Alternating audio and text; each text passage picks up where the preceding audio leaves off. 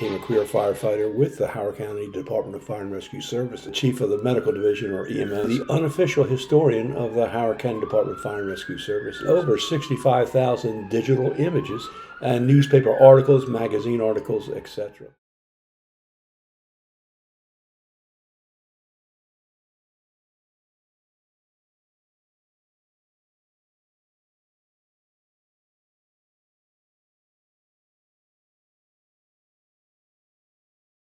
Fireman is, I like to help people on this, and then some people like to play golf, and I just like to fight fire. It's the way I relax.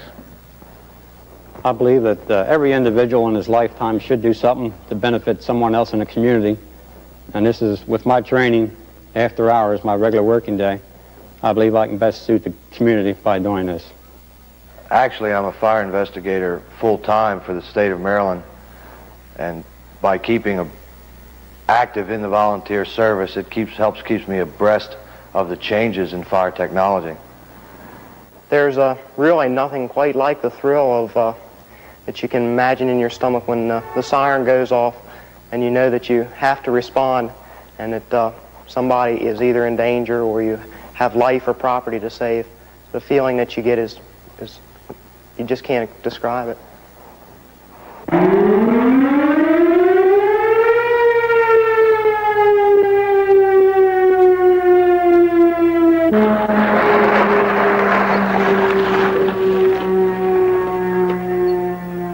In Maryland, more than 20,000 men from all walks of life keep at least one ear tuned for a sound that will propel them into action.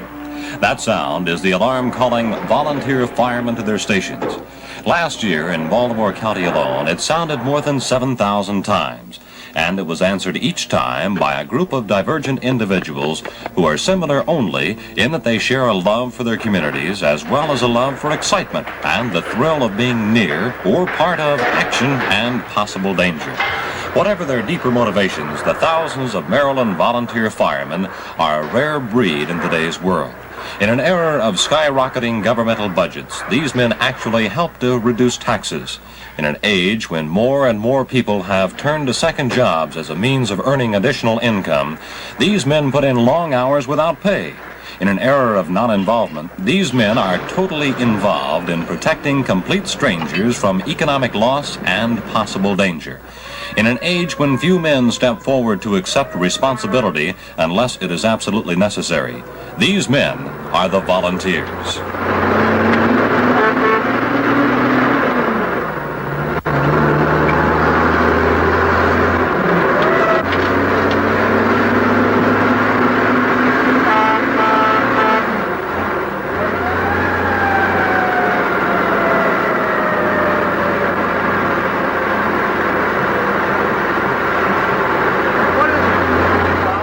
Cooperation was not always the watchword in dealing with fires of the past. 150 years ago, there was no efficient central alarm system, and the fire might be noticed first as an unusual glow on the horizon.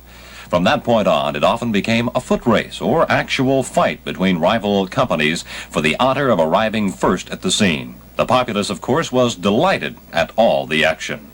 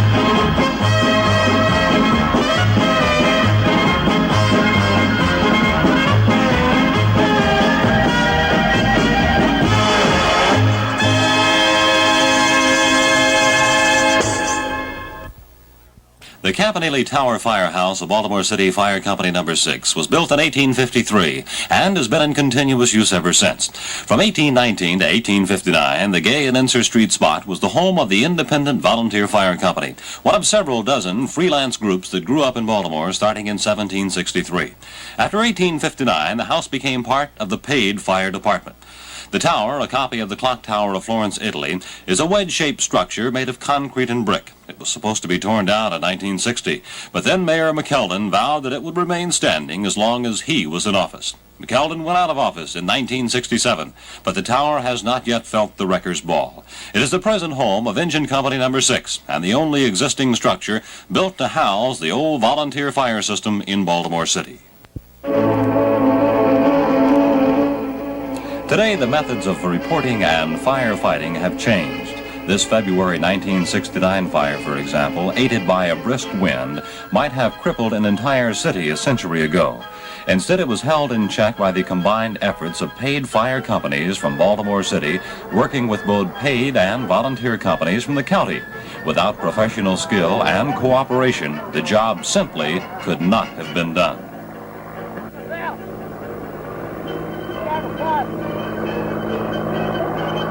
The modern cooperative effort begins when a fire is reported and an alarm sent to nearby units. In Baltimore County, a central alarm system is located at Towson and connects the 31 volunteer units and 16 paid companies.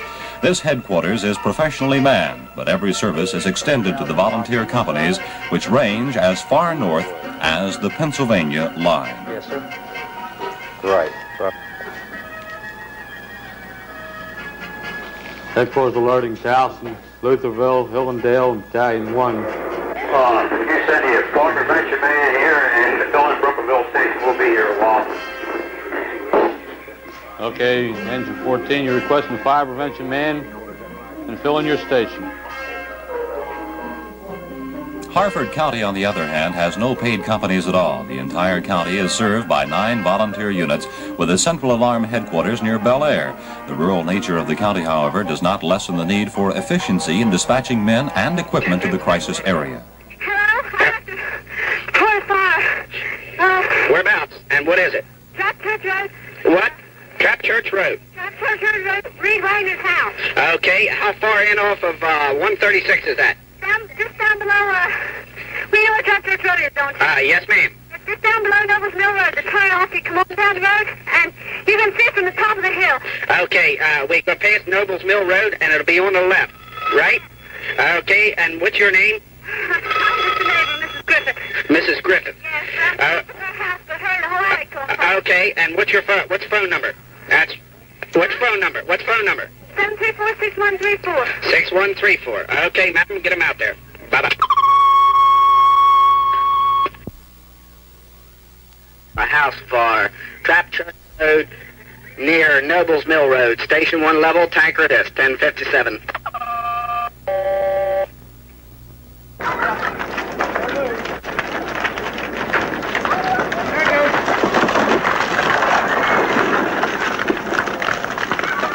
In cities, most large fires are reported in 4-inch headlines, but in rural areas such as Harford County, the burning of a 100-year-old barn may pass unnoticed except by those neighbors in the immediate vicinity. Often because of the distance from fire company station to fire, a rural blaze may have more time to get out of control. When this happens, the firefighter becomes most concerned with how to keep the fire from spreading. The possible presence of gasoline stored for tractors and sparks increases the danger that there may be a sudden explosion or appearance of smaller fires nearby.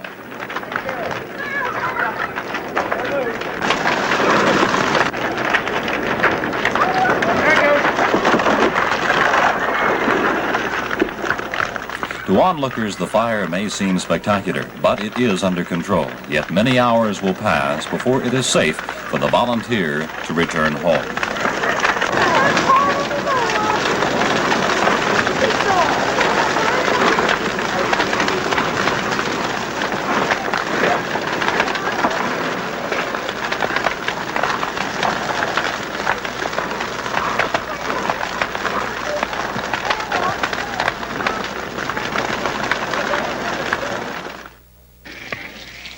Only a small portion of volunteers' time is spent in the actual fighting of fires or performing rescue operations. Much time is spent in learning the skill of being a fireman, since few volunteers have the necessary background to operate the equipment and machinery of modern firefighting.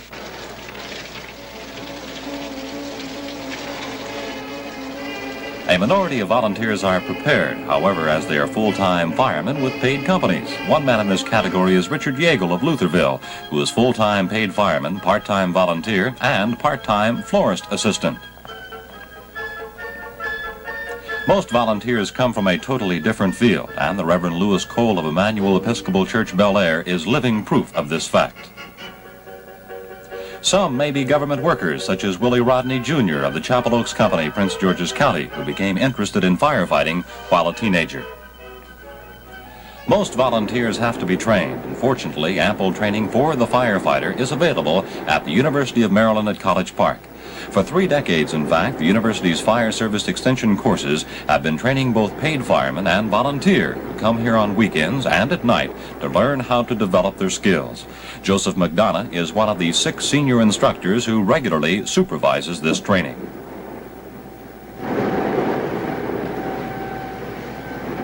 The Fire Service Extension Department of the University of Maryland offers to the volunteer firemen and to the paid departments throughout the state a training course or several training courses for specific needs of the departments. Today, here at the training center at the university, we are conducting several classes for 3 different basic firemanship courses that are being held in Hampstead, Maryland, one in Sykesville, and one in Graysonville, which is on the eastern shore.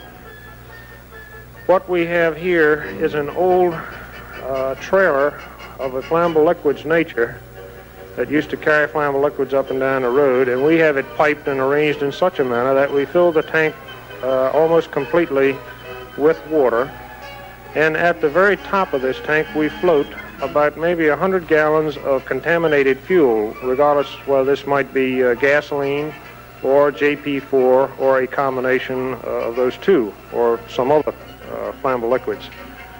We try to get the students to direct the streams in such a way that they become familiar with handling hose under a fire situation, which creates the emotional problem for them to handle, and also the physical end of it as far as walking in mud, slipping, sliding, a correct standing procedure, correct way to back up the nozzleman on his while he's directing the hose line. And we try to get each of the students through as a nozzleman so that he has a better understanding and also a better feeling for what the job is and how it has to be accomplished.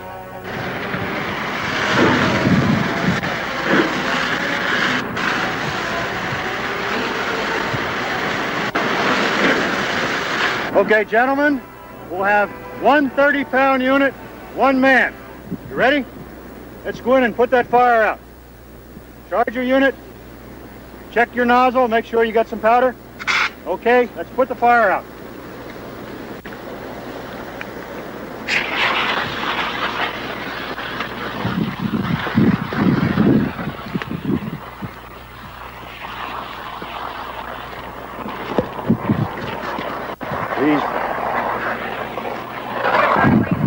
Okay, good job. Good job. This particular class is a class from the Sykesville area, and it's being held in the Sykesville Volunteer Fire Department. They're down here today for fire extinguishers, and they're just finishing up now with the fire extinguisher class.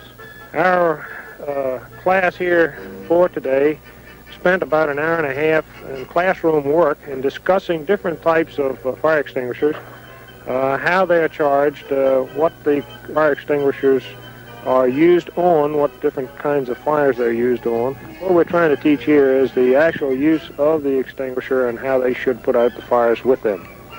Basic classes, which are taught in the field by our field instructors, go through a minimum of 9 hours of gas mask training. This is divided into 3 separate parts. One part, we expose the fireman to a smoky chamber, not a chamber really, it's a simulated apartment where we have gas shutoffs, electrical shutoffs, and so forth that he has to find and take care of and then come on out. After he finishes and completes this phase of his training, then he goes through what we call a maze. This maze is designed basically after the London Fire Brigade's maze that they have, and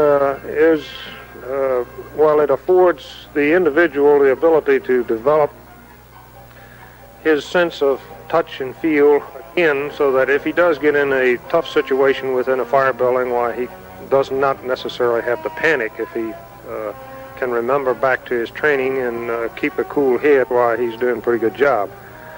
This maze that we have is a series of corners, doors, windows, tunnels, and trap doors and things that the fireman has to go through in order to get to the end of the maze. After he's completed this, of course, then he's finished his 9 hours of gas mask training.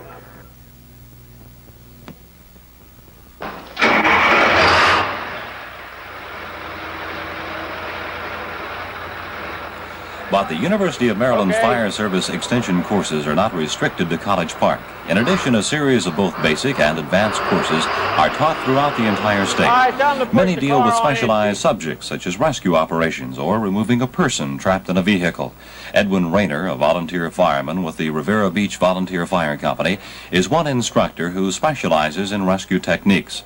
This particular evening, Mr. Rayner happens to be assigned to his home organization, but as an instructor for the University Fire Service Extension program, he is required to hold similar classes throughout the state.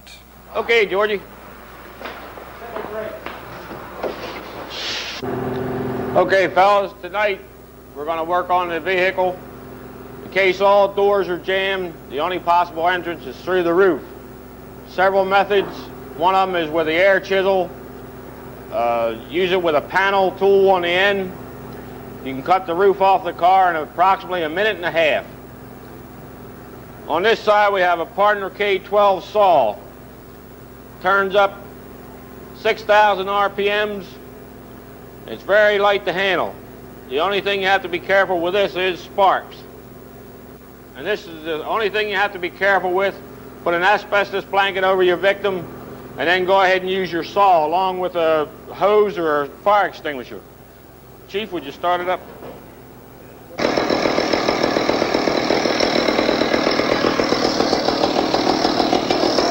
Watch your eyes. Just run a cut right across the top here. Just run a cut right across here. Grab her all the way up.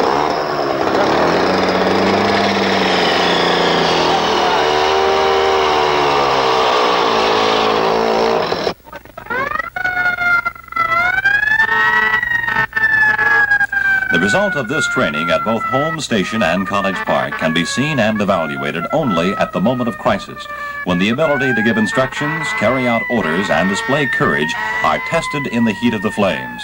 For decades, Maryland's volunteers have demonstrated that they can pass the test.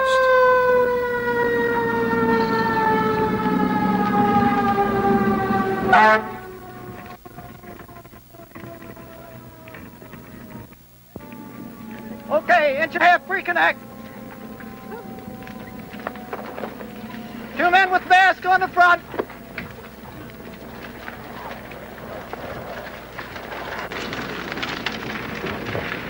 Okay, we'll go in low, hit the roof.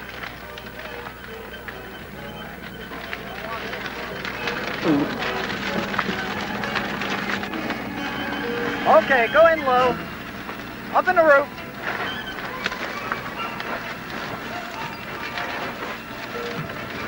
Whip it around at the ceiling. Okay, back out. Now we have a little more on the outside wall to your left. Go to straight stream.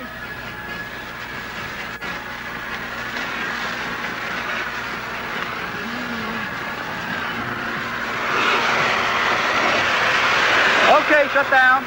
Check the exposures on the other side.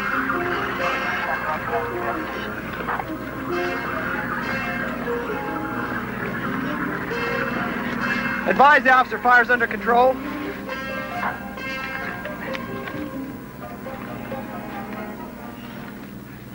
Okay, let's... You come home, Billy, won't you come home? The life of a volunteer fire company does not begin and end with the men who operate its equipment. A volunteer fire company is also a social organization composed of women and children who also have a stake in the success of the company. This means that occasionally impromptu entertainment must be devised in order to raise funds, or extra work carried out to cut financial corners. When this happens, the volunteer company becomes a local cause in which all participate to reach seemingly impossible goals. I know I was to blame. Well, ain't that a shame? Bill Bailey, won't you please come home? Do it up and up. The town of Level in Harford County is one community that attains such a goal.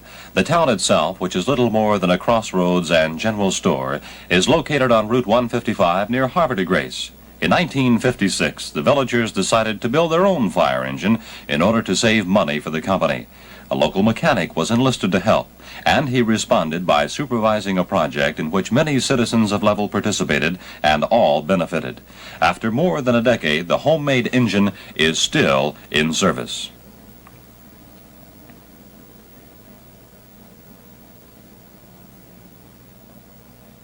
Fundraising activity of one sort or another is virtually mandatory for all volunteer companies. Most, such as this unit at Butler in Baltimore County, treat the need as an opportunity to socialize and have a pleasant time with friends and neighbors. An oyster roast conducted by a volunteer fire company may begin early Sunday afternoon and continue until 6 or 7 o'clock in the evening. During that interval, the several hundred diners may have an early meal, sit and chat for 3 or 4 hours, then return for a second repast. Despite such generosity, the volunteer company usually manages to clear about $1,000 for much-needed equipment. In many small towns, the volunteer fire company, along with the church, is the social center of community life. Hacks Point, Cecil County, is one example of how the firehouse is much more than a garage or place of business. Once a month, nearly every citizen of Hacks Point attends the combined dinner and business meeting of the local fire company and Ladies Auxiliary. The get-together begins with a covered dish supper, which is eaten and served at wooden tables set up in the main floor of the fire hall.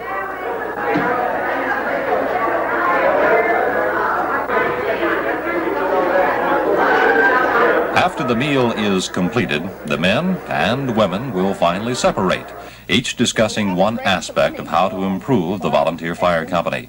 Usually, the ladies talk of fundraising. About this, we made real good on that Easter egg sale. Why can't we? As one observes the inner life of a volunteer fire company, it becomes increasingly obvious that much of the hard work is an end in itself. The women, like their men, are dedicated to the organization and to each other. Cynicism and apathy are unknown qualities of lives that somehow would be empty without the need to work and cooperate and belong. Around $200 or $300, but the problem is, how about your Weight Watchers? What are you going to do about them this time? Well, the volunteer fire company has certainly filled a lot of time for me since I've been here in the Point. Many hours, and many times too when it has sort of been a lot of problems and a lot of trouble, and we've left this place, I know, in the evenings so tired that you didn't think you were ever going to be able to move the next day. But there's always something funny that happens that you can kind of laugh about and remember, and to me that is what makes a volunteer fire company so much a part of the little town that we are. The volunteer fire companies, as far as I'm concerned, are one of the greatest things that any community ever had. Until we started our little fire company here, there were many people in the town that really didn't know one another until we got started with this. It brought us all together as one big family. And we've worked awfully hard. But that was never work, it was always play. Because our fun that we had in doing these things was the greatest thing anybody could ever have. When you're sick, no matter who it is, where it is, or when, all you do is dial your fire company and they're there.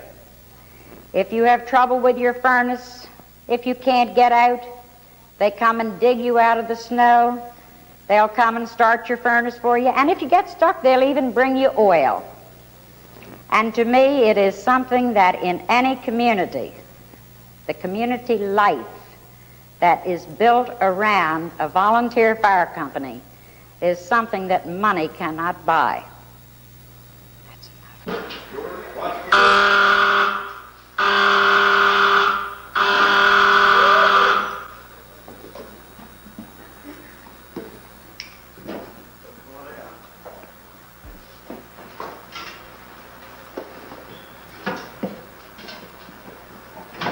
Please use your remaining heartbeats wisely and not waste a single precious one.